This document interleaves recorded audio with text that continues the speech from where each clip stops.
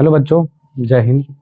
मैं राजेश सर। मैं जो है आज एक बार फिर आप लोग के लिए लेकर के आया हूँ मैथ के चैप्टर 1.1 का सारे वर्कआउट क्वेश्चनों का संग्रह। ठीक है।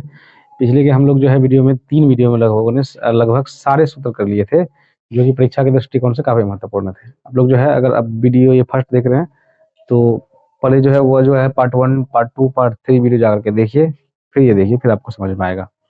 नहीं तो सबसे पहले आज हम लोग सीखेंगे यूक्लिड विभाजन एल्गोरिथम का प्रयोग करके हम लोग एचसीएफ कैसे निकालते हैं। ठीक है। बचपन में हम लोगों ने एचसीएफ लगभग 3 विधि से निकाल चुके हैं। सबसे पहले बचपन में जो हम लोग ऐसे मम्मी पापा या फिर भाई बहन या फिर टीचर सिखाए होंगे, वह जो एचसीएफ होता है वह होता है भाग विधि से। ठीक है। इसके बाद हम लोग जो है क्लास 3 या 4 में सीखे होंगे 2 विधि से, और जिसको कहा जाता है अभाज्य गुणनखंड विधि। हम लोग 10th में भी पढ़ेंगे।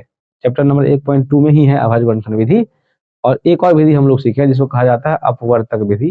कहने का मतलब अपवर्तक निकाल करके जो एचसीएफ निकालते हैं। ठीक है। लेकिन जो है अपवर्तक निकालने वाला जो एचसीएफ होता है वो 10th के लेवल में नहीं आता है। ठीक है। 10th के लेवल में आता है। एक बार जो है भाग विधि भी पूछ चुका है। नहीं, और सबसे जो ज्यादा प्रश्न आता है वो दो टॉपिक होता है। ठीक है, 2 पार्ट है उनके। एक है यूक्लिड विभाजन एल्गोरिथम विधि और दूसरा है अभाज्य गुणनखंड विधि।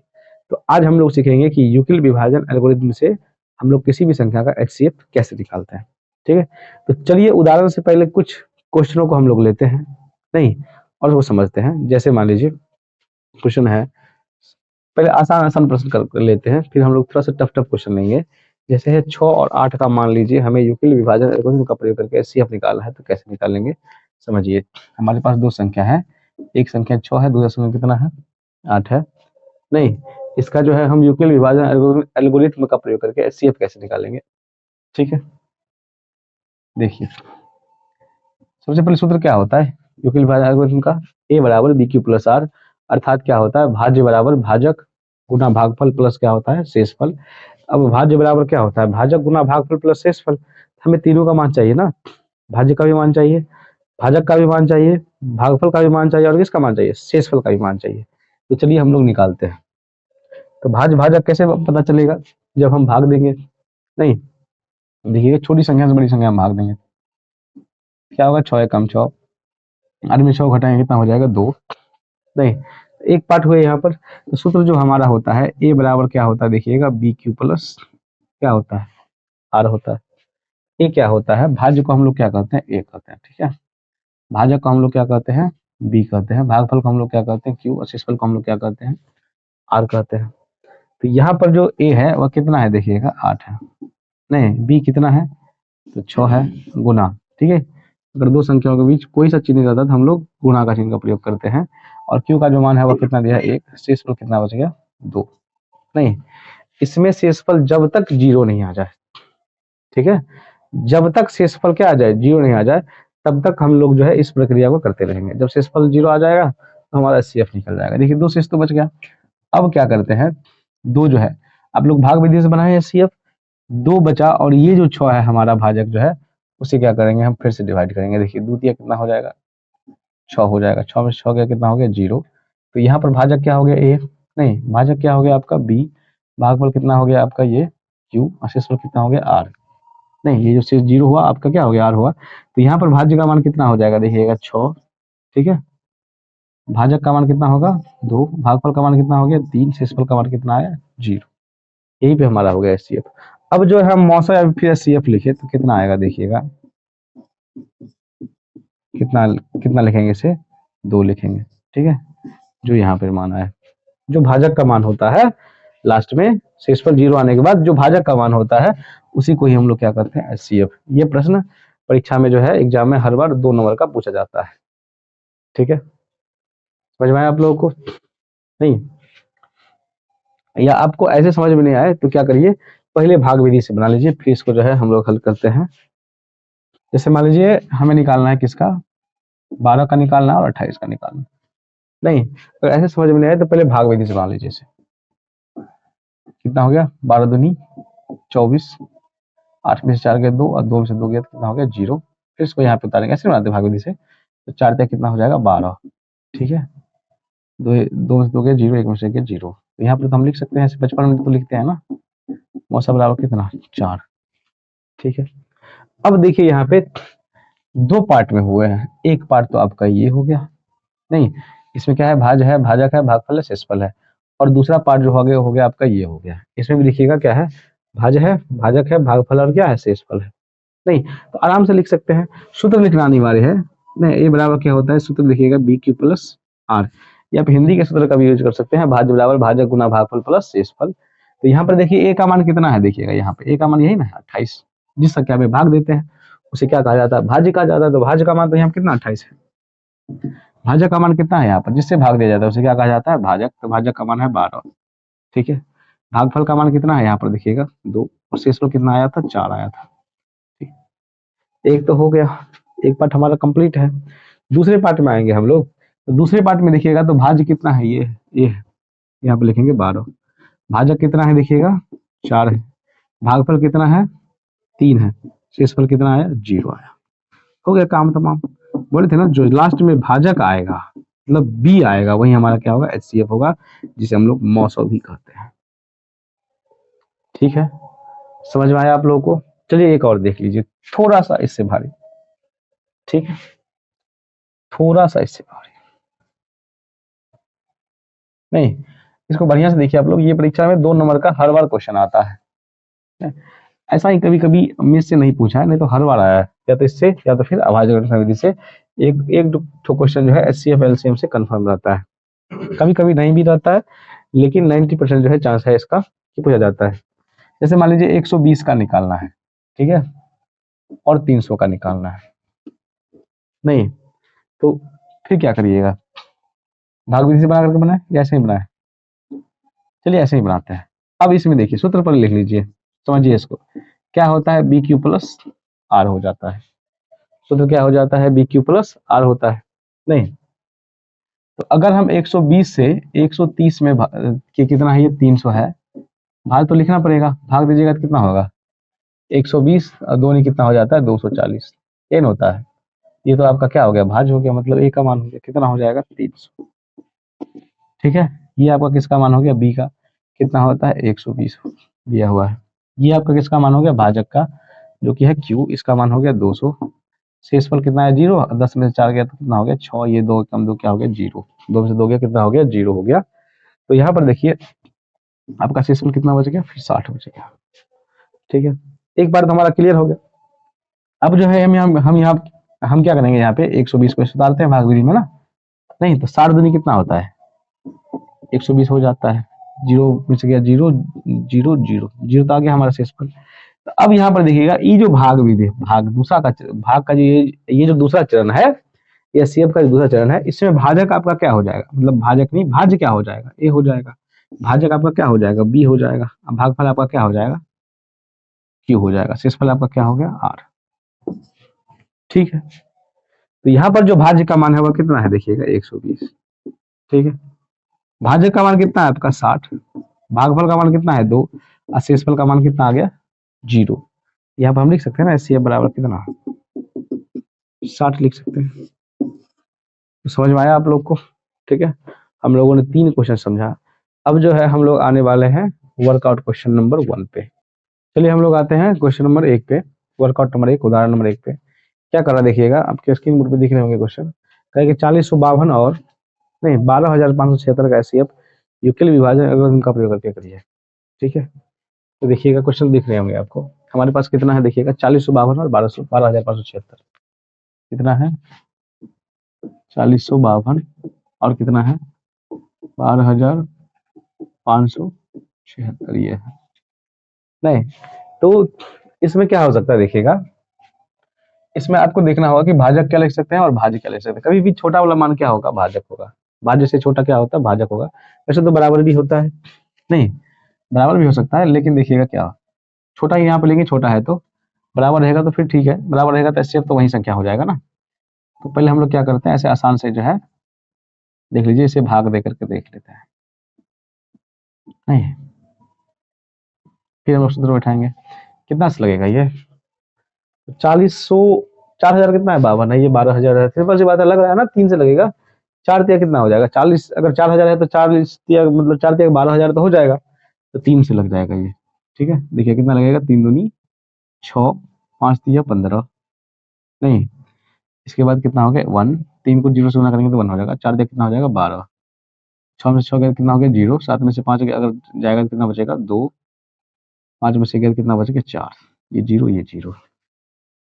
ठीक है, तो इसमें देखिएगा भाज्य का मान कौन हुआ, ए हुआ। ठीक है, भाज्य का मान क्या हुआ, बी हुआ, और भागफल का मान क्या हुआ, क्यू हुआ, शेषफल का मान क्या हो गया आपका ये, आर का मान कितना हो गया 420। हम लोग यूक्लिड विभाजन एल्गोरिथम में जो पढ़े हैं सूत्र, परिमेयका में सूत्र पढ़े हैं, ए बराबर क्या सूत्र होता है, गौर से देखिएगा, बी क्यू प्लस क्या होता है आर। तो यहाँ पर ए का मान कितना है देखिएगा 1200, 12,576, नहीं बी का मान कितना है 4052, गुना क्या है क्यू, क्यू का मान हमारे पास कितना है 3, और शेषफल कितना आया 420, यही ना आया। ठीक है, चलिए हम लोग अगले टर्म पे बढ़ते हैं।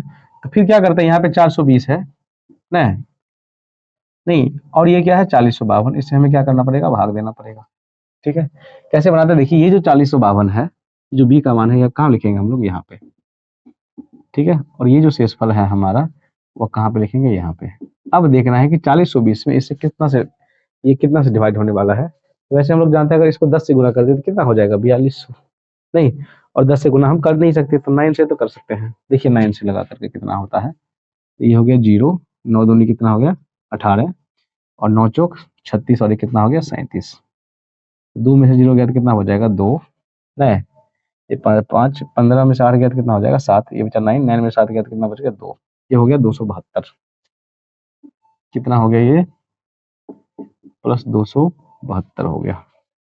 नहीं, फिर ये जो हमारा भाजक है कहाँ पे आएगा देखिएगा, यहाँ पे आएगा 420। ठीक है, और शेषफल है कहाँ पे आएगा, यहाँ पे आएगा। अब तो पता ही है 1 से लगेगा, नहीं ये जो 272 है इसमें अगर 420 में भाग दीजिएगा तो कितना से लगेगा देखिएगा, 1 से लगेगा, ये ना होगा जी। 10 में से 2 गया तो कितना हुआ 8, ये बचा 1, 11 में 7 गया तो कितना हो गया 4, और ये बच गया 1। अगर 1 से लगाते हैं तो शेष कितना बच जाता है 148। ठीक है, फिर देखिएगा इसमें जो भाजक है यहाँ पे आ जाएंगे, नहीं, और शेषफल कहाँ जाएगा, यहाँ पे आ जाएगा। अब फिर 1 से लगेगा, क्योंकि अगर 2 से लगाते हैं तो ये 300 के करीब चल जाएगा। ठीक है, 296 हो जाएगा, 148 दूनी कितना होता है 296, लगेगा नहीं। तो चलिए देखते हैं, 148 से हम लोग भाग लगा करके देख लेते हैं किसमें, 272 में। ये सारा जो है आप रफ में कीजिएगा, ऐसे सामने में नहीं कीजिएगा, तो आपके नंबर कट सकते हैं। 12 में 7 गया कितना हो गया 4। ठीक है, ये बचा 6, 6 में से 2 गया कितना हो गया, 6 में से 4 गया कितना बच गया 2, और ये जो है 1 बच गया, नहीं तो शेषफल हमारा कितना आया 124। ठीक है, फिर जो है भाजक जो है हमारा, नहीं कहाँ पे लिखेंगे हम लोग, यहाँ पे। ये शेषफल जो है हम यहाँ पे लिखने वाले हैं। अब नहीं दिख रहा है, 124 से अगर हम 148 में भाग दे तो 1 से लग जाएगा, शेषफल कितना बच जाएगा 24। देखिए कैसे बचा शेषफल 24, तो यहाँ पर देखिए 124 से अगर हम 148 में भाग दे तो 1 लग जाएगा, कितना हो गया ये 4, और ये हो गया 2, कितना बच गया 24 बच गया। ठीक है, ये जो 124 है हम इसे यहाँ पे लिख देते हैं, और ये जो है कहाँ पे आ जाएगा यहाँ पे, और 24 से इसे लगाएंगे तो 24 पंचे कितना होता है 120 होता है, ये होता है जी। और यहाँ पे देखिए 124 में से अगर हम 120 को घटेवे ना करेंगे, देखिए समझिए, बढ़िया समझिए, बड़ा इंपोर्टेंट क्वेश्चन है, बार बार पूछता है एग्जाम में। नहीं 24 पंचे कितना होता है 120 होता है, तो कितना बच गया शेषफल 4 बच गया, ये क्या लिख दिए 24 से लगाए तो 5 होता है यहाँ पे। ठीक है, शेषफल कितना बच जाता 4, नहीं फिर यहाँ जो भाजक है ये क्या लिखेगा यहाँ पे। ठीक है, ये जो शेषफल है यहाँ पे लिखेंगे, 4 छक कितना हो जाता है 24, शेषफल कितना बचेगा 0। मैंने क्या बताया था, अगर शेषफल 0 आए तो वही हमारा, वहीं पे हम क्या लिख देंगे HCF लिख देंगे। किसको लिखेंगे, तो जो भाजक होगा वही हमारा क्या होगा HCF होगा। यहाँ पर देखिएगा भाजक का जो मान है वो कितना आया है HCF, या फिर मौसा का जो मान आया है वो कितना होगा, भाजक है हमारा 4, इसका जो मौसा है वो कितना हो जाएगा 4 के बराबर हो जाएगा। ठीक है, ये क्वेश्चन है, आप इसका जो है स्क्रीनशॉट ले सकते हैं। नहीं इसको नहीं उतारना है क्योंकि ये क्या है रफ है। ठीक है, चलिए हम लोग आते हैं उदाहरण नंबर 2 पे। ठीक है, उदाहरण नंबर 2 क्या कर रहा है कि दर्शाइए कि दर्शाइए कि प्रत्येक धनात्मक संपूर्णांक 2q के रूप का होता है तथा प्रत्येक धनात्मक संपूर्णांक 2q प्लस 1 के रूप का होता है। ये हमें जो है दर्शाना है। ठीक? तो पूर्णांक तो हम लोग पढ़े हैं, पूर्णांक या धनात्मक होता है या ऋणात्मक होता है या फिर क्या होता है शून्य होता है। नहीं, अब पूर्णांक जो है यहाँ पे आर है, आर का कंसेप्ट पढ़े हैं ना हम लोग यूक्लिड विभाजन प्रमेय में।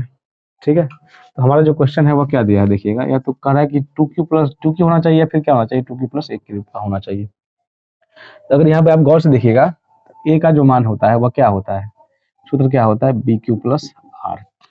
नहीं, तो यहाँ पर क्यू बराबर क्या लिखा है देखिएगा, 2q है, नहीं, या फिर क्या है देखिएगा, क्यू बराबर जो है, मतलब ए बराबर जो है क्या है, ए ठीक से लिख दिए, ए क्यू में थोड़ा सा अंतर डिफरेंट होना चाहिए। ए बराबर फिर क्या है देखिएगा, 2q प्लस 1। आपको लग नहीं रहा कि बी का जो मान है, ये तो चलो भाज हो गया, ये दो जो है क्या है, भाजक है, और क्यू क्या हो गया यहाँ पे, भागफल हो गया, शेषफल तो यहाँ पे शून्य है। यहाँ पर देखिएगा तो दो क्या है, भाजक है, क्यू क्या है आपका, भागफल है, और शेष जो फल है वह कितना है, एक है। आर का मान कितना है, एक है। यहाँ पर मान सकते हैं ना, यहाँ पर जो है बी का मान कितना दिया है, 2 दिया है, ये आपका सवाल में दिया हुआ है। नहीं, हमें साबित क्या करना है कि अगर धनात्मक समपूर्णांक लेते हैं तो वह क्या होता है, नहीं, वो 2q के रूप का होता है, और विषम पूर्णांक लेंगे तो वह किसके रूप का होता है, 2q प्लस 1 के रूप का होता है, ये दिखाना हमें।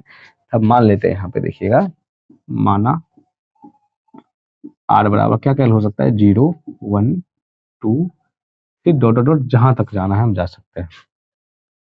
ठीक है, कहिएगा सर जी प्लस ही क्यों लिए, क्योंकि सवाल में जो क्वेश्चन जो है आपका उदाहरण नंबर 2, उसमें साफ तौर पे दर्शा दिया है कि धनात्मक पूर्णांक के लेना है, ऋणात्मक पूर्णांक के लिए नहीं लेना है। वैसे भी हम लोग पढ़े हैं यूक्लिड विभाजन एल्गोरिथम केवल धनात्मक पूर्णांकों के लिए ही सत्य है, ऋणात्मक पूर्णांकों के लिए सत्य नहीं होता है ये। ठीक है, तो धनात्मक पूर्णांक ही यहाँ पे लेंगे, तो चलिए हम लोग लेते हैं, नहीं, यदि सबसे पहले हम लोग आर का मान क्या ले लेते हैं, 0। ठीक है, देखिएगा यूक्लिड विभाजन प्रमेय से, यूक्लिड विभाजन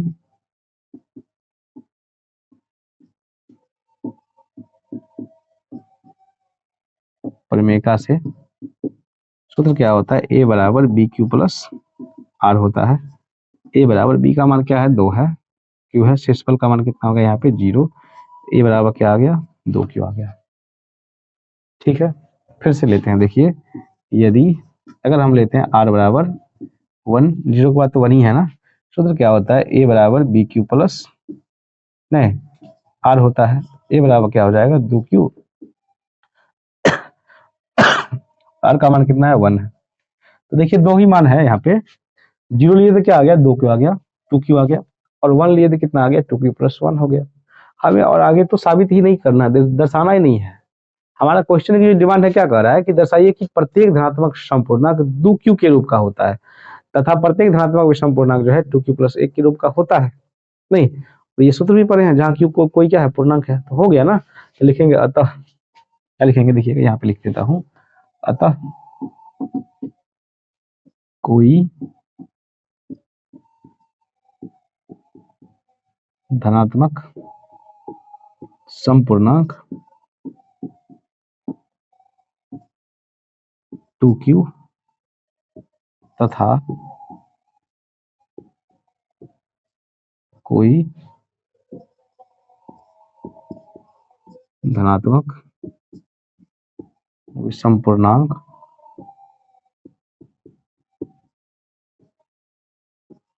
2q प्लस 1 के रूप का होता है।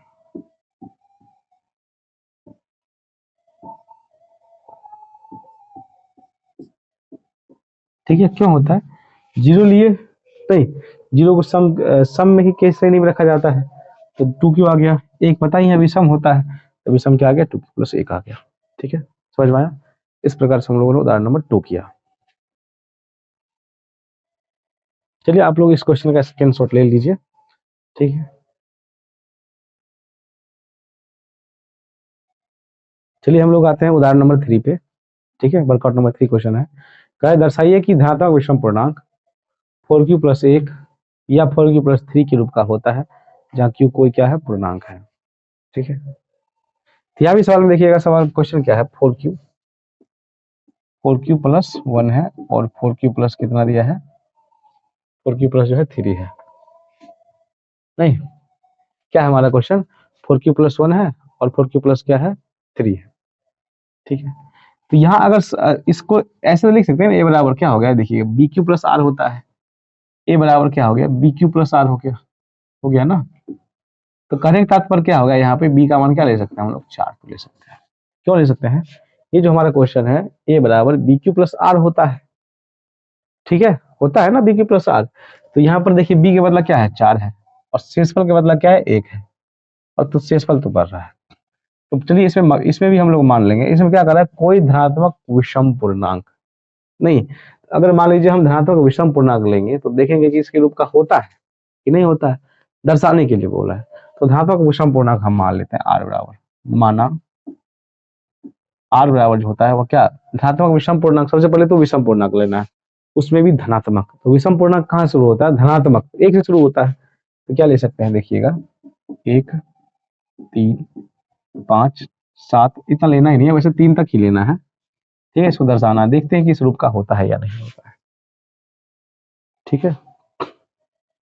देखिए सूत्र में क्या होता है, यदि हम आर बराबर क्या ले आर बराबर ले 1, तो सूत्र क्या होता है, ए बराबर बी क्यू प्लस आर होता है, ठीक है। तो ए बराबर क्या हो जाएगा, फिर देखिएगा बी का मान तो 4 है, 4 क्यू प्लस कितना हो गया, 1, ठीक है। यदि आर बराबर हम लिए कितना, 3 ले लिए, तो सूत्र क्या होता है, ए बराबर 4 क्यू और प्लस, सूत्र पर लिख लेते हैं हम लोग, युगल विभाजन जो परिमिका होता है वह क्या होता है, ए बराबर बी क्यू प्लस आर होता है, ठीक है। ए बराबर कितना हो जाएगा, 4 क्यू और प्लस 3 हो जाएगा। देखिए आया ना, जब हम विषम पूर्णांक लिए तो क्या आया, ए बराबर 4 क्यू प्लस 1, और जब फिर से विषम पूर्णांक लिए तो ए बराबर क्या आ गया, 4 क्यू प्लस 3। अतः हम कह सकते हैं ना कोई धनात्मक विषम पूर्णांक 4 क्यू प्लस 1 के रूप का होता है या 4 क्यू प्लस 3 के रूप का होता है, ठीक है। अतः कोई धनात्मक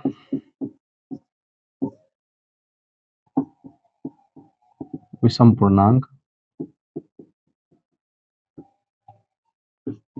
4q प्लस 1 या 4q प्लस 3 के रूप का होता है।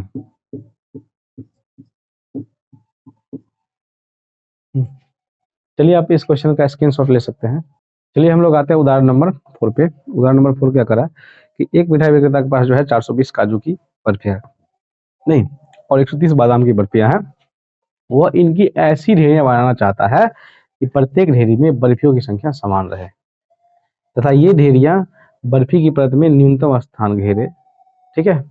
इस काम के लिए प्रत्येक ढेरी में कितनी बर्फियां रखी जा सकती है, नहीं। तो चलिए इसका सोल्यूशन हम लोग देखते हैं। कितनी बर्फियां देखिएगा, 430 और 420 जो है, और कितना है, 130 है। 420 और कितना है, 130 है, ठीक है। तो ढेरी बनाना है बर्फियों की, तो न्यूनतम कितनी ढेरी बना सकते हैं। तो इसका क्या करना है, सिंपल सा एचसीएफ निकाल लेना है इस प्रकार के क्वेश्चन में, ठीक है। क्योंकि इसका जो मान आएगा वह 130 और 420 में जो क्या आएगा, दोनों में से लेना है। तो हम लोग एचसीएफ का परिभाषा जानते हैं। इसका जो मान आएगा, नहीं, इसका एचसीएफ आएगा वह क्या होगा कि इस दोनों संख्या को वह विभाज्य करेगा।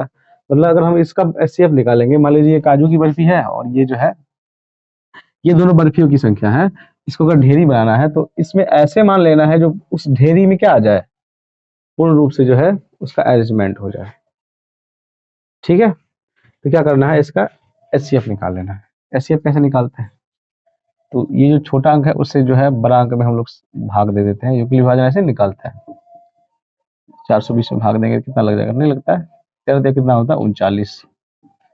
ये कितने बच जाएंगे, 0, 12 में से 9 गया तो कितना बच जाएगा, 3, ठीक है। देखिए क्या हो जाएगा, सूत्र जो होता है क्या होता है, ए बराबर b q plus r, n होता है। युगल विभाजन आपका परिमेय का एन होता है, ए बराबर क्या होता है, बी क्यू प्लस आर।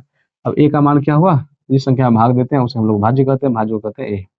जिससे भाग देते हैं उसे क्या कहते हैं, भाजक। भाजक का मान यहाँ पर क्या दिया है, बी, और भाजक से भाग देने के बाद जो मान आता है वह उसे कहते हैं भागफल। इसका मान क्या है, क्यू, और भाग प्रक्रिया के बाद जो राशि शेष बच जाती है उसे क्या कहते हैं हम लोग, आर कहते हैं, ठीक है। तो चलिए देखिए यहाँ पे ए का मान कितना हो गया, 420 हो गया, ठीक है।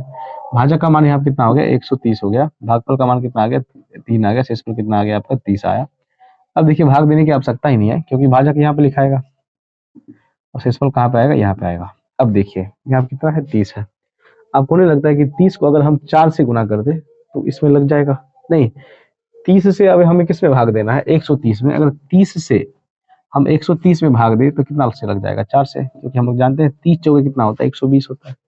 ठीक है, तो 120 को अगर हम 130 में से घटाए तो कितना शेषफल हो जाएगा, 10 बच जाएगा। फिर इसको 30 को यहाँ पे लाएंगे, नहीं ये जो भाजक होता है यहाँ पे लाएंगे, और शेषफल कहाँ पे रखते हैं हम लोग, यहाँ पे। कितना होगा देखो, 10 का टेबल पढ़िए, 10 एक कम 10, 10 दूनी 20, 10 या कितना हो जाता है, 30 हो जाता है। 10 या कितना हो जाएगा, 30, शेषफल में कितना बचाएगा, 0। तो हमारा जो HCF का मान होगा या फिर मौसा का जो मान होगा वह किसके बराबर हो जाएगा, 10 के बराबर। तो यही होगा आपका आंसर। कुल मिला के बात क्या हुई कि हम लोग जो है ढेरी जो बनाएंगे, नहीं बर्फियों की ढेरी बनाएंगे, उसमें जो है न्यूनतम 10 बर्फी अगर रखेंगे हम लोग, ठीक है, नहीं कितना बर्फी रखेंगे, 10 बर्फी रख सकते हैं एक ढेरी में। ठीक है, तो इस प्रकार से हम लोगों ने आज जो है, नहीं रियल नंबर का 1.1 से रिलेटिव जो 4 वर्कआउट क्वेश्चन था उसको किए। चलिए इस क्वेश्चन को आप लोग स्क्रीनशॉट ले लीजिए।